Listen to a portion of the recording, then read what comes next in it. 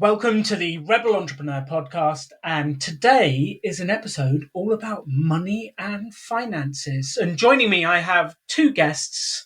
Number one, Katie, aka my wife. I'm glad I'm your number one and not your number two.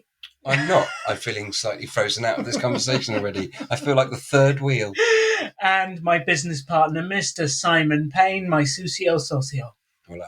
Your two Don't partners in life. Exactly, Yes. My two partners. Two that you're married to for different reasons. End the episode now. Right, Simon, what are we doing here? What's the plan today? Well, I think what I wanted to chat to you about today was really to bring the finance school more and more into what we're doing on the podcast, because the one game that everybody in the world has to play is the money game. Yeah. And the money game is something that I've shied away from personally for many years. Have you been going for the ostrich technique? I have, actually. I've perfected the ostrich technique for many years. I occasionally look back in the hole, but I don't want to put my head back in it. So there's a conversation to be had about that, and that's what this is about, really. It's about bringing the finance school, raising the profile of it, bringing it more into the Rebel Entrepreneur Podcast so that we can help more people get control of their finances and understand the steps that they need to take in order to, have a better relationship with money and achieve whatever goals they want to achieve for them, for their families, and in their lives. And I think also the money management skills for your personal life and your business life. For sure. There's obviously a massive overlap as well, because of course, the bigger your business, maybe there's other things to think about, but generally speaking, business principles when it comes to finance, life principles will be the same. Well, that's what we found this week. So we were doing the debt case studies for Rebel Finance School. We found a guy who was heavily in debt. And the first question then is, in your personal life, do you have a gap between your income and your spending? Like, do you spend everything you earn? Do you spend more than you earn? Or do we have a couple of £100 a month, £100 a month to pay off the debt? And it was interesting because he had a business as well, and he didn't know if he had a gap in his personal life. Then we start questioning him about his business. He didn't know if he had a gap in the business. He didn't know if he had a gap between the money his business is taking and the money his business is spending. He didn't know if he was profitable. And actually what we've come to realize is the same. Are you making a profit in your personal life? Are you making a profit in your business? Preferably both. Because if you make a profit in your business, then you can pay yourself that money, take that money out and use it and do things with it. I love that. It reminds me of that thing, how you do anything is how you do everything. Exactly. Yeah. So the thing I wanted to chat to you about, can you remember what year Ecuador happened? 2016. 2016, right. So you rang me up, Alan, in October 2016. No, you wouldn't. It was before that. You went in October 2016. It'll be early 2016. Yeah, you rang me up and you said, Simon, I want to go to Ecuador with Katie. And I went, cool. That doesn't necessarily surprise me that much.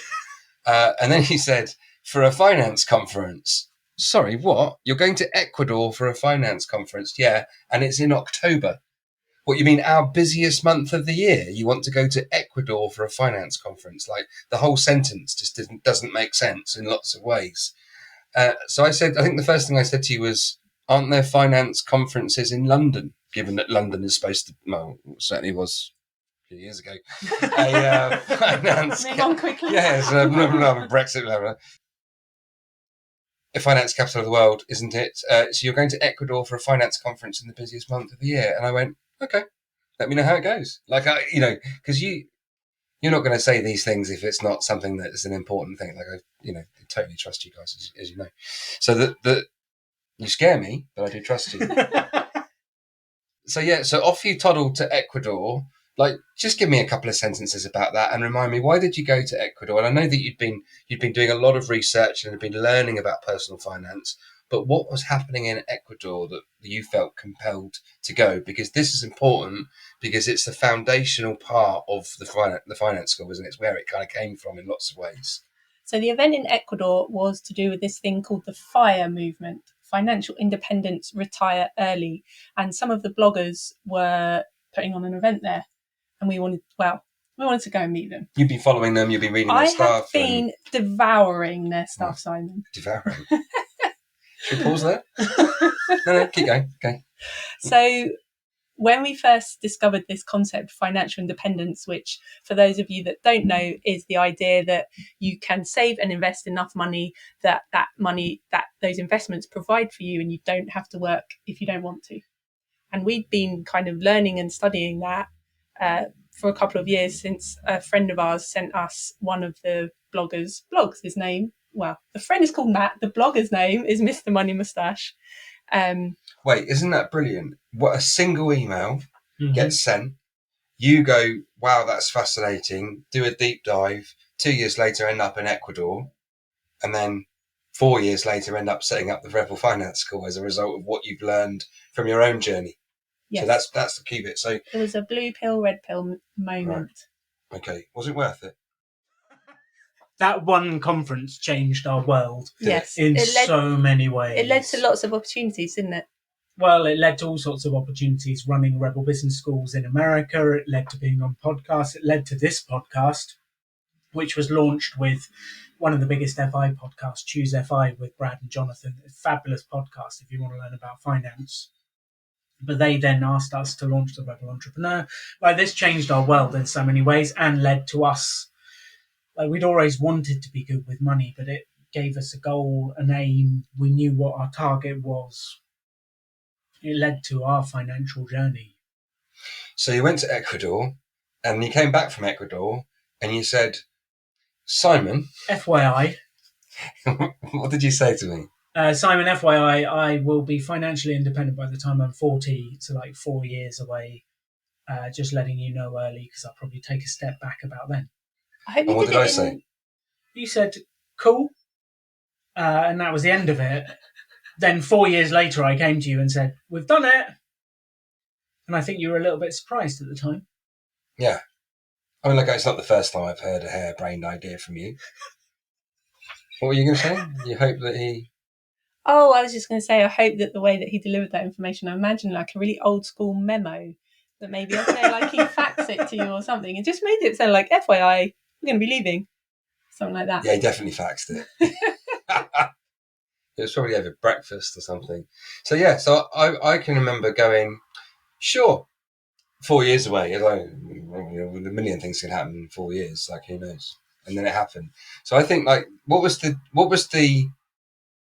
thought process between, like, hitting a sort of magic number, wasn't it? You kind of went, once we hit this magic number, that means that you don't need to schlep around the M25 with me anymore. Right. Or you don't want to schlep around the M25. I think that was the words that you might have used. No, screw you. I don't want to be on the M25 with you. I want to be in a different place with you. Okay. I'm slightly warming to that. So I'm interested. So you hit the magic number. You said, we're going to change our lifestyle. We've always wanted to travel around the world. You kind of explored nomadic, and then COVID sort of tripped you up a little bit, but you kept going in between the bits where you could. What was the I'm really interested in the bit where you hit the magic number and then you decided to set up the Rebel Finance School.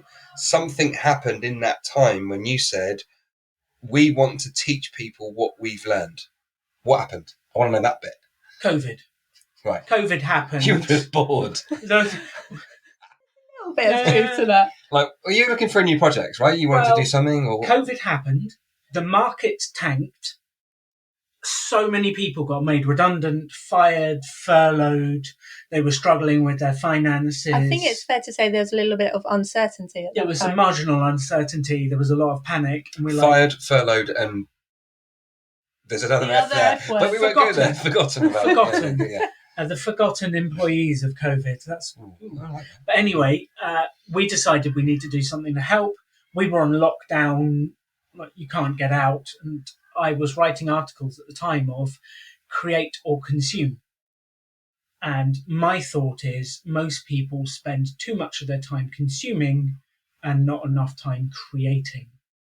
And I did not want to complete Netflix. I wanted to actually have something to show from my COVID time, whereas so many people got furloughed and did nothing. They completed Netflix, well done, have a badge, move on with life.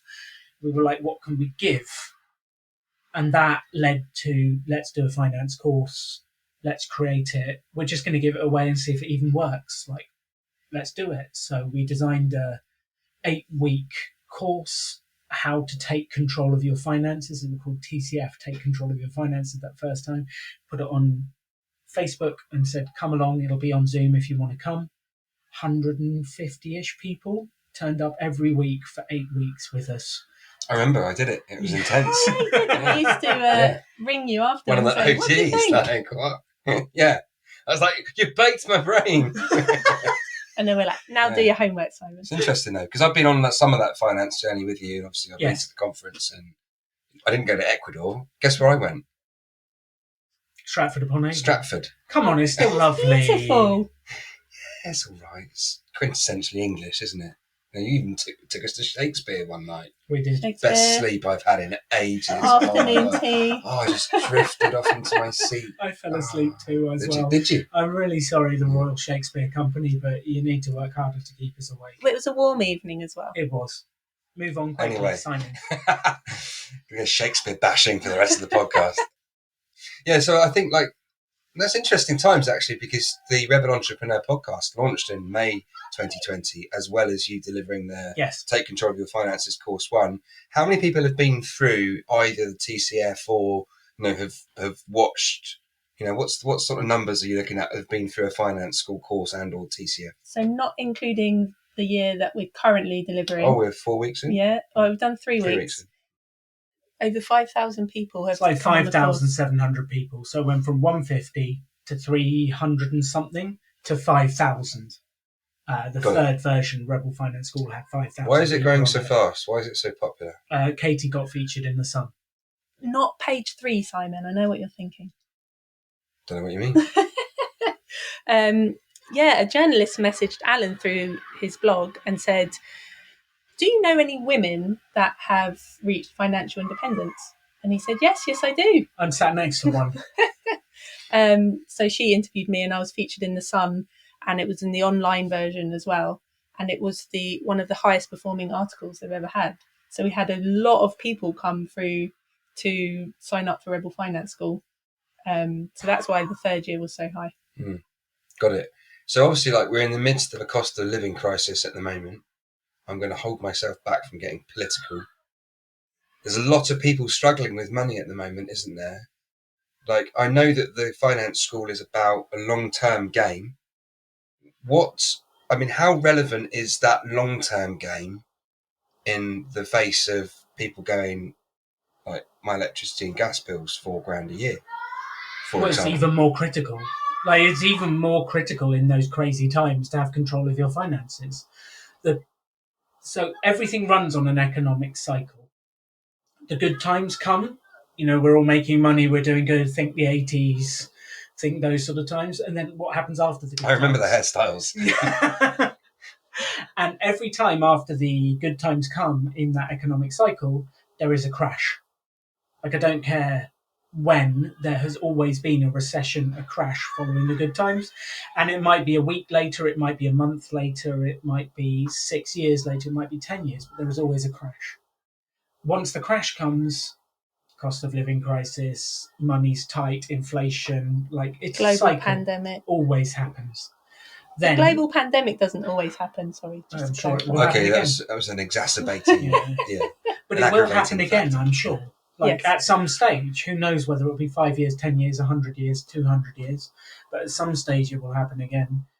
And then you have the bad times, everyone tightens their belt, and we get used to them, and we think the bad times are going to stay forever, and we get stuck in them. But spring always follows winter.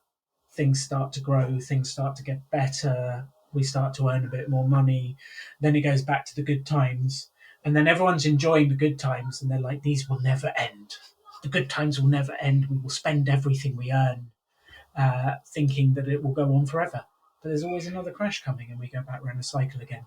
The problem is no one prepares in the good times for the bad times. Got it. I think as well, there's things you can do in the bad times. So coming into doing this year's Rebel Finance School, I was thinking, well, cost of living crisis is happening.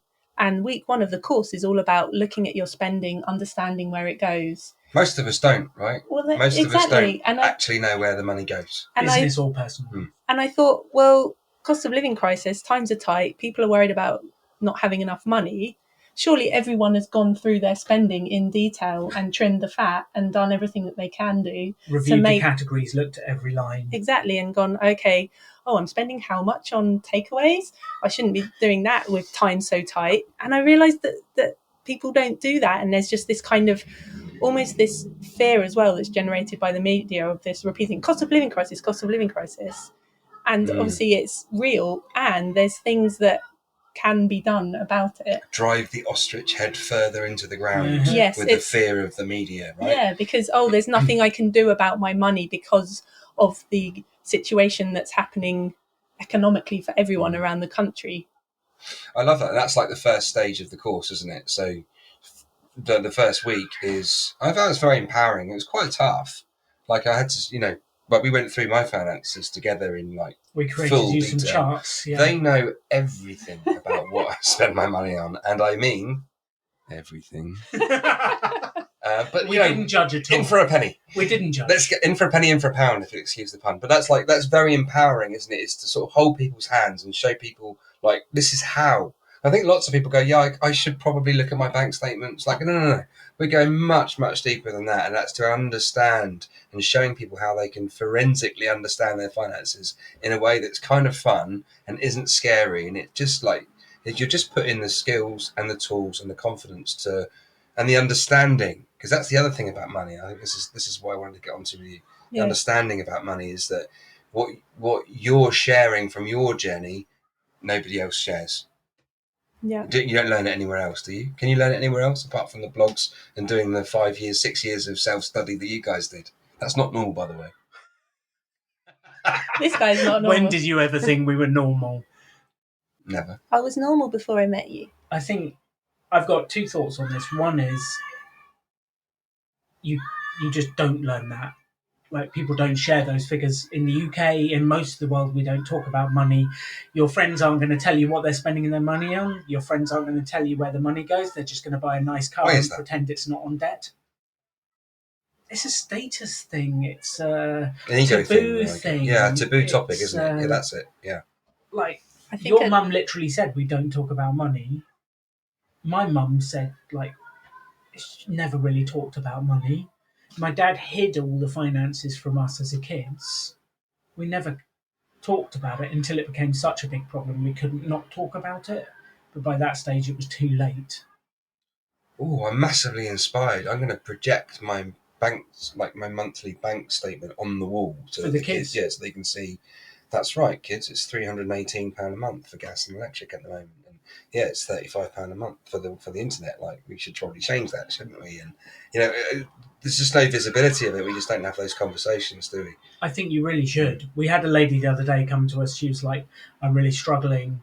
My income's going down, cost of living's going up, and I'm trying to support a daughter who's just about to start university, and I need to give a lot of money to her." And I was saying to her, have you actually had the chat and shown her your finances and said, look, here's what I make, here's what I spend, here's what I can afford to give you. Do you think that's reasonable? What's your budget? Have you even talked to your daughter about a budget for university? And she was like, no, but I'm going to now. There was almost the inbuilt assumption that she really wanted to look after her daughter and to be able to contribute, didn't she? And it was almost like she didn't think there was any other way. No. And it's just being aware of it and saying, so almost questioning your own assumptions, which obviously is hard, but that's where someone else can come in. And if we never talk about it, how are you ever going to have Alan come along and go, hang on a minute, maybe you don't have to do that. Maybe there's another way. And if we don't talk about that, then you get stuck in your own loops of thinking and thinking that that's the only way that it's possible to do it. What I love about that sentence is we'll have to wait until Alan can come along. So, guys, if you want Alan to come along, send us your address. Send us your address, and we will, we'll FedEx him and Katie, or no, we'll Uber you or something. Can we I'd rather you didn't FedEx me small pieces of different addresses. A bit more practical Always idea. delivers. We're starting to have more and more people that have been through Rebel Finance School and are attending this year. And they're starting to meet up with each other around the country. Well, yeah, exactly. There's places you can go, isn't there? Like little meetups are happening. Yeah, exactly. That's brilliant, isn't it? That's brilliant. Because it's sort of normalising, sort of getting rid of the taboos. And I'm sort of thinking about I'm picturing my list of outgoings in my head, which for the first time in my life, I could probably name the number for each of the items now off the top of my head. I love that. So if we Yeah. cross-examined you, you wouldn't fall to pieces. No, I wouldn't. Bring it He on. looks like he's He ready. actually looks confident. Yeah. That's normally the test. That's normally as far as they go. 'Cause you can tell instantly. Oh, I You wanna- say, if I cross-examine you and they go, ooh, and they like fall apart, Yeah, which often happens. you just Yeah. know. I've been in the chair, by the way, when you've gone. You've given me a set of eyebrows that have got their own sort of postcode. There's a sort of zip code 1 for the left eyebrow, postcode 2 for the right eyebrow. These things happen, and I go, I'll come back to you. But that's when will what you come back happens to with me? everyone's business Yeah, finances as yeah, well. yeah. As you lean in and you go, so how much did you spend last month? How much did you save last month for your business? And people are like, saving for a business? Saving for a business is critical. And you mean saving like within the business, Yeah, right? You don't have to within the save to have a business. business. Yeah. Like, the only reason we survived COVID with Rebel School is because we had a huge emergency fund inside the business. We were a cash-saving business. And I was like, I always want cash in the business because things go wrong. Yeah. The winter is coming if you want to be Game We of never Thrones. bought the Mercedes, No. did we? We The still matching haven't. Mercedes with Rev 1, Rev 2 on. Imagine the alloys. Yeah. I think it would be R3B3L. You've thought about this. Oh, you have thought about it a little bit too long. I was just joking. I wasn't joking. Headline news. Financial independent person has number plate made. Anyway. It's a great headline. It's a crap headline, isn't it? So thoughts are, there's something about the... so money... Okay, it's 2 bits that are going through my head. Number one is money is not a straightforward subject. And I think one of the things that I'm so proud of what you guys have created, and especially because you don't rinse the same course every time, you're constantly evolving it and thinking it through. And honestly, the hours that these guys put in behind the scenes to deliver the best possible content and empowerment and so on is just phenomenal. What's your process? What's the strategy of simplifying? Because that's what you're doing, really, isn't it? You're taking very complex things and simplifying it. What's going through your heads whilst you're creating the stuff? What is it that you really want people to get from the finance school? We want people to be able to think for themselves about money and to teach them how to evaluate different options of something like your internet or your phone is up for renewal and you think, okay, what are the options? Can I buy the phone outright? Could I pay for it monthly? Within those different options, what are the minutes? I was going to say text, that's probably really old and you get unlimited text, but like the minutes, the texts and the data for the different options. That's just an example of how you think clearly, of put it in a table and to be able to analyze it. And that's the same thing for all sorts of different things, is that clarity of thinking. People get that all the time. So imagine you got a 10k bonus from work. Do you A, blow it on a number plate? B, buy food? C, Vegas. Holiday home? Yeah, do you do it Vegas? Do you lump sum invest? Do you dollar cost average? Do you buy an index fund? Do you put it in your pension or your ISA? There's lots of confusing words in there. I know. Yeah. Finance has its own language. It's like learning another language. There's all these That's what different used to words put me and off. terms. Yeah. That's what used to put me off in the early days. I remember my brother taking over his pension when he was in his, late 20s. So I'm going to run my own pension now. You're going to do what? And all these terms even the term investment, what does investment actually mean? Because there's so many different ways to invest, and scam investments and all sorts of stuff going on. It's how do I even know where to start? And I worked in the corporate world in finance for a number of years, and so I'm educated around this poacher stuff. turned gamekeeper. We've got someone on the inside. This is even better. And I have to sit down and go through it line by line, to sometimes multiple times, to understand some of the documents that come with around finances and money.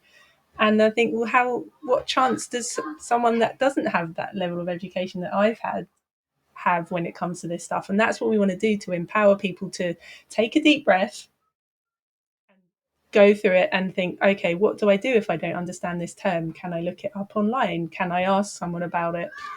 And the first few weeks that we have of the course is about uncovering where you currently are. So week 1 is where does your money go? Uncovering your spending. Week 2 is how much do you have? Uncovering your net worth, your assets. And then week 3 is what do you believe about money? So uncovering things Thinking. like you might not even realize what you think and feel and believe about money until you do the exercise and understand how that is impacting your results in the world when it comes to money and finances. And we get people to write a letter to money and say, "Dear money, you've never quite been there when I've needed you." So uncovering where we currently are and then working out where we want to get to and then how to get there. This is just brilliant, isn't it? Right. So We think so.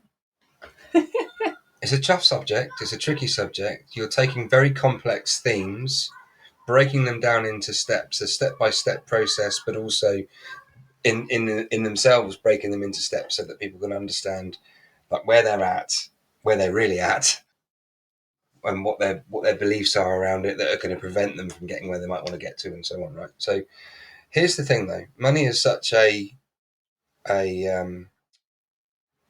what's the word? It's a Controversial. Basket case. what's the words I'm looking for? There are so many scams out there, Yeah. aren't there? Like because Minefield. yeah, because organisations, institutions that you have been brought, we've all been brought up to trust. Well, they make money from you. They make money from us, right? So, not- so a financial advisor, for example, nothing against financial advisors. I have a lot against financial Financial advisors. advisors win, don't they, for every product that they sell you, whether or not the product is necessarily the one that's the best one for you. Haven't they changed it now? That They it's changed it a fee-based? little bit. You pay for the advice. Yeah. I'm still not sure always about financial advisors' advice. I think the thing to realise here is that companies are not doing things to be nice. So, you know, the 0%, 0% balance transfer on credit cards. Credit card companies are not doing that to be nice to you, to say, "Oh, come over here and I won't charge you any It's interest like, oh, for the Simon's first." struggling. Let's look after him and give him 0%. We'll be nice to him. No, No, don't be What? nice to Simon. Please be nice to Simon. they're not being nice to Simon What? because they give you 0% interest because they know you will forget to pay it back on time. Oh yeah, I've They done that. know. I got hooked They in know with a couple that- of those over the years. You know. So the balance Yeah, that you credit move over will be 0%, but anything you spend in addition on that card will be at the normal rate. And we've or seen at that 30+%. We've seen that time and again, that people have two different balances on their cards, one at the 0% and one on additional spending that they've put on that card because they have that credit limit.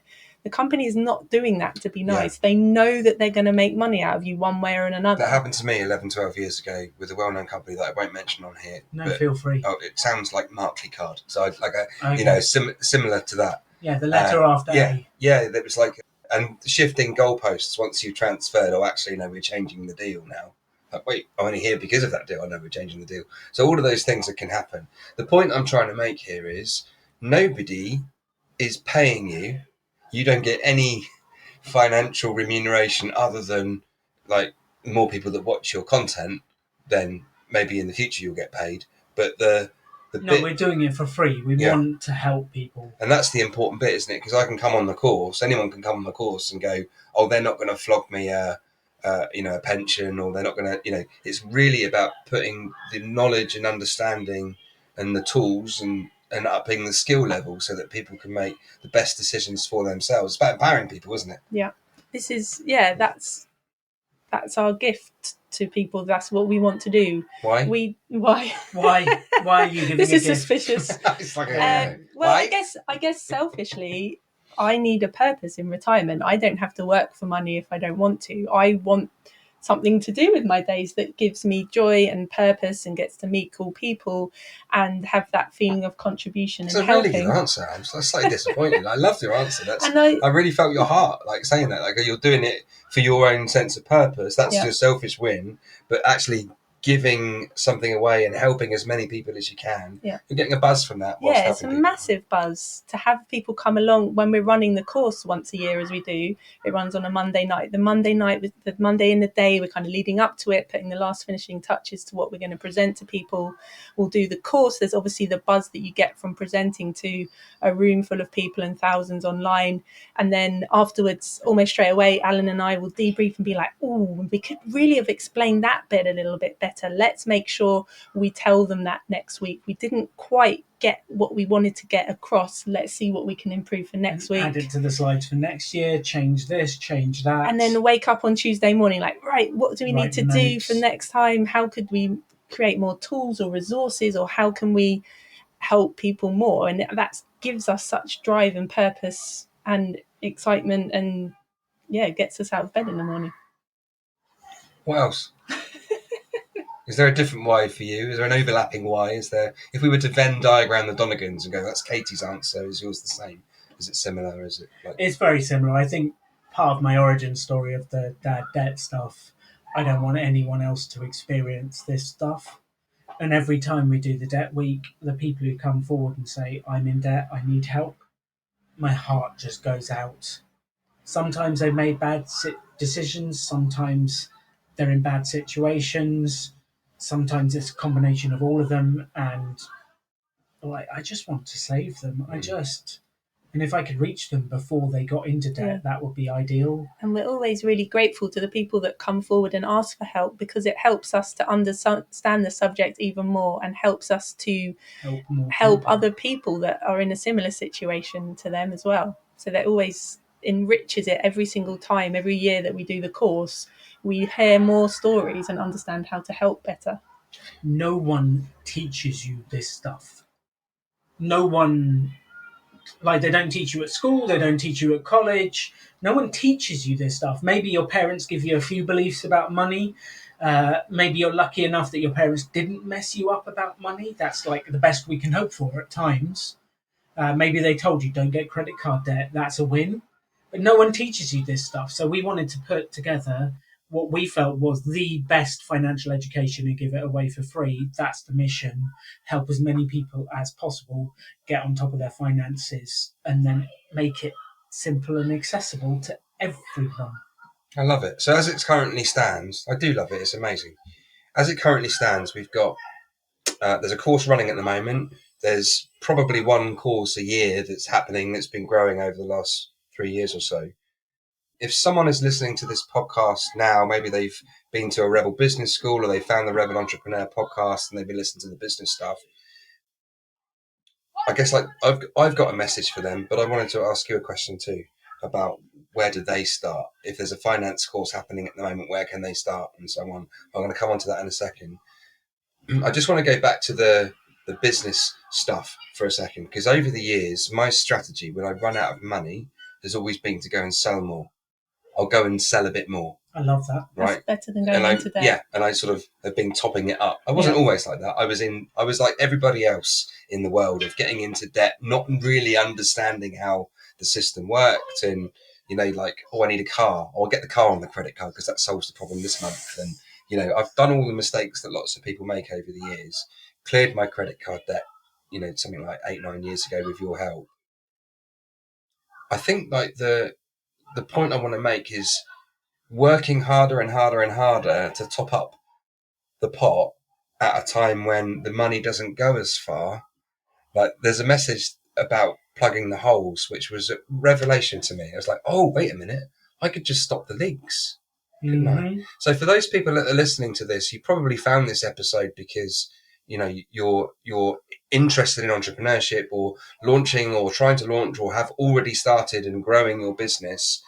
The finance school is the missing link for me. That's the point I wanted to make. It's like so you're out there making your moves, but imagine if you didn't actually have to work quite so hard and you had more freedom and flexibility to choose exactly the life that you want, to go wherever you want and to create whatever it is that you want for you and your family. That's what I can see people creating for the finance school.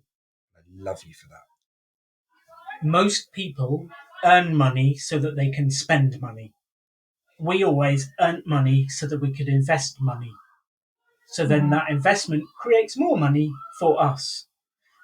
But most people, most entrepreneurs, they're like, I had a really good month. I made 10K extra this quarter. Awesome. We'll upgrade the car. We'll buy this. I'll do more Facebook ads. We'll spend more money, and it all disappears. Or we'll pay back debt. Like, money just flows out of people's lives.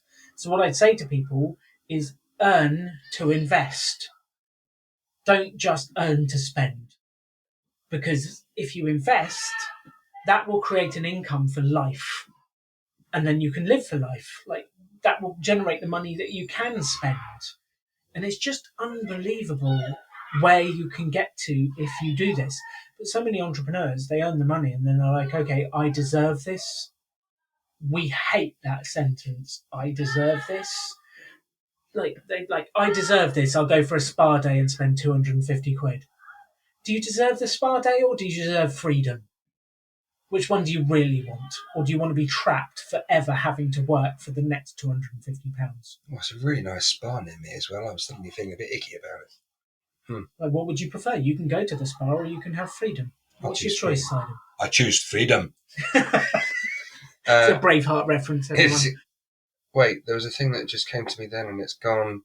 Okay, so someone that's listening to this for the first time and they go, wait a minute, there's a finance school and it's free and there's no upsell, there's no weirdness, there's no encouragement to join a scheme that's selling supplements or, there's none of that stuff. There's no upsells, there's no cross sells, there's no down sells, there's no any sells. There's just people there that are learning about money and taking control of their personal finances and applying those lessons from their personal life for those that have businesses to their business too.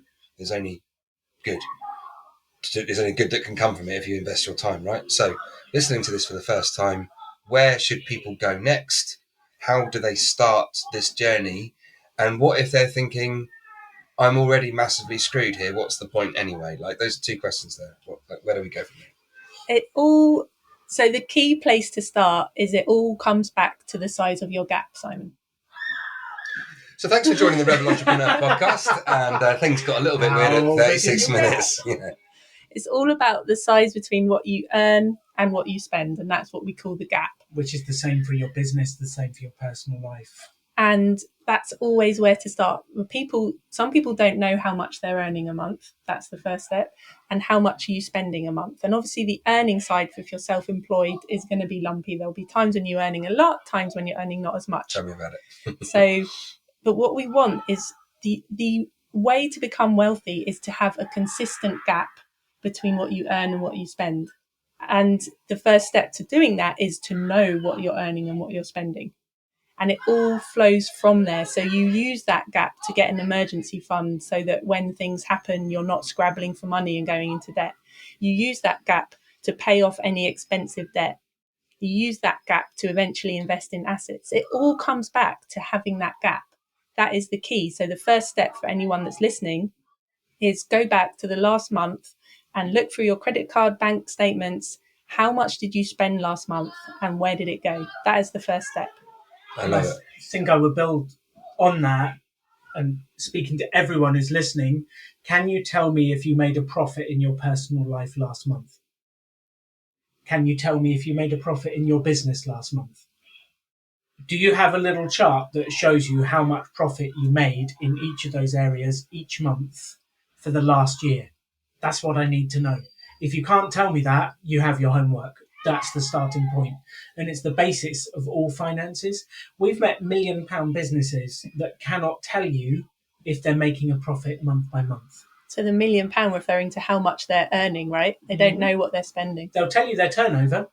Readily. Yeah. Turnover is for vanity. Profit is for sanity. Who cares how much you turn over? The question is, are you actually bringing home any money or are you spending it all? There's so many flashy businesses that spend all the money and don't have any profit. Or they're making a loss without realising it, on each sale. That's what happened to my mum with her pub. She had a small pub. She was actually generating a profit. She was doing okay.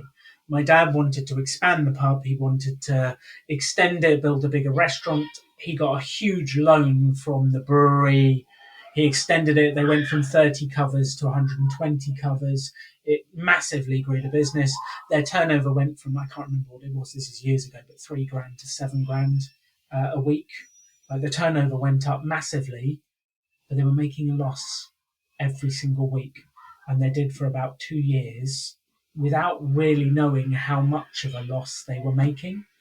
They were more in debt after 2 years of hard work than they were when they started those 2 years of hard work. Like that extension destroyed that business. And the only way to get out was for my mum to go bankrupt. And like people don't know their figures. They just don't know the maths. And I'm kind of shocked. I'm like, you need to know, are you making money? And I think it's okay if that is negative. So if you're spending more than you earn, but the first point is to know if you are or not. And a lot of people come to us a little bit disheartened and say, I don't have a gap, or my gap's negative, I'm spending more than I earn. But At least you know. at least you know, and at least then you can start to do something about it. And the very act of looking at what you're spending, you can't help but change things, because you'll look at it and go, oh, I didn't even realize I had that gym subscription. I don't even go anymore. Why do I still have that? And then you can start to make changes, but that only comes when you look at it. I want to answer the second part of Simon's question. Yes. It's like the people who come to you and go, the people that come to you and go, like, it's too late for me. I'm in such a pickle, it's not worth it. And my new tactic is to stare at them and go, well, give up then. Like, is that what you want? Do you want permission from me to give up on life?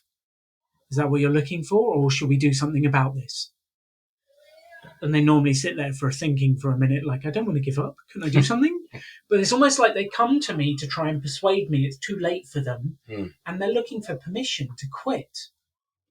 It's like you get a payoff, don't you? It's like, well, if I can let myself off the hook of trying to do it, I can just accept. I don't have to try. Yeah. I can just spend everything and go deeper into I understand debt. that. I mean, I've probably been in that position a few times. Gone like, is that even when you get dejected and so on. So the answer is it's never too late. Just to underline that, I'm not actually saying quit. No. It's never too late. No. I don't care if you're 90 and in a mess. We can do things to improve your finances. Yes. So that was like an invisible Sharpie that you just went across the screen. Yes, you went, cross. Like, yes. It's never too late. I love that. So my thoughts are this. Someone's listening to this to go, okay, all right, I quite like the idea of this now. I understand that. I love your tip about creating a gap. I don't even know what I'm spending.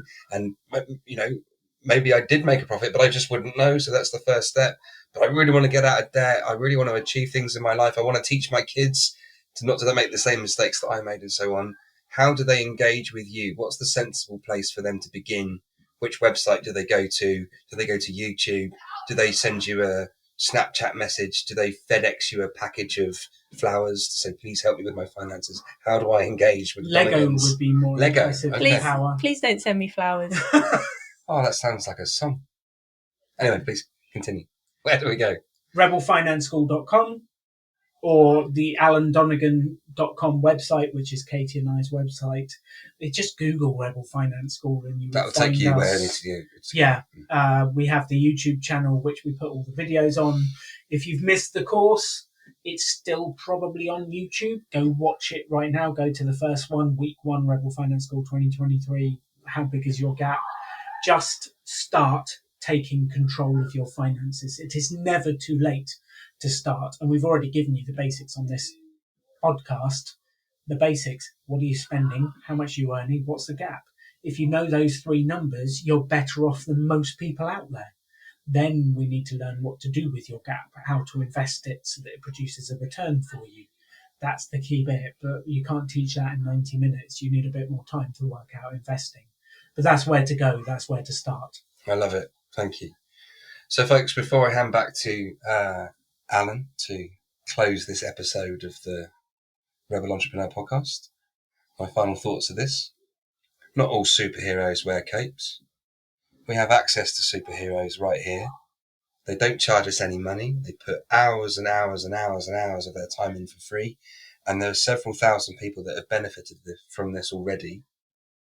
So roll your sleeves up, get your head out of the sand and get involved in the Rebel Finance School, folks. Yeah, send them this podcast episode. Send your friends this podcast episode and say start there.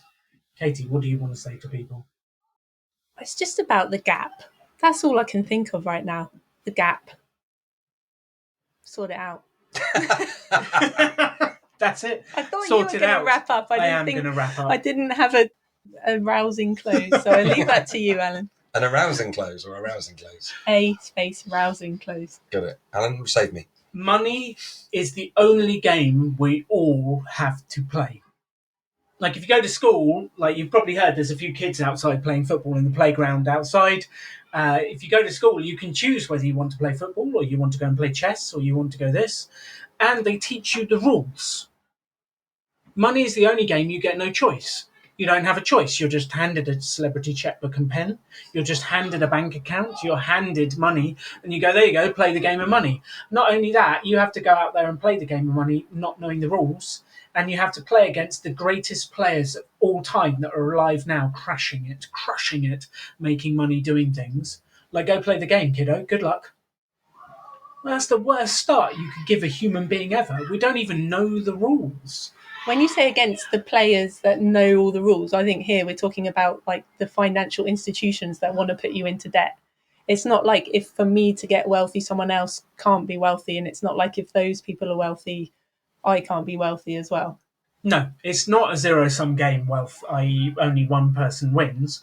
We can all win, but you are out there playing the game against sharks, against people who will take advantage of you if you're not switched on. Like, you're literally thrown in the deep end of the money game and said, go on, swim, off you go. And then some of us drown financially and end up in debt and end up going bankrupt, and some of us float. And quite a few people just bob along that zero line, gasping for air. And then eventually they go, okay, I've got to retirement and have a state pension and that's it. And some people thrive. They learn as they go, or they've got someone shouting from the side going, go on, put your arms through. Like, it's the only game we all have to play. Learn the rules of the game. Learn how to play the money game. It's one of the biggest investments you can make in yourself is learning the money game, setting yourself up so that you're financially secure. It will change your world. So if there's one thing I want people to take from this podcast, it would be to stop listening now and start reading, learning, and studying finances and money. Goodbye.